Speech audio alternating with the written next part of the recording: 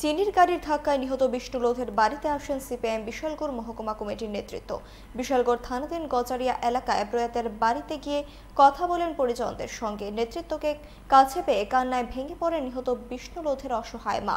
পরে সাংবাদিকদের মুখোমুখি হয়ে পরিবারটিকে সরকারি সাহায্যের পাশাপাশি পুলিশ প্রশাসনের উদাসীনতা নিয়ে ক্ষোভ উগরে দেন নেতৃত্ব। পুলিশ এখনও ঘাতক গাড়ি চালককে গ্রেপ্তার করতে ব্যর্থ।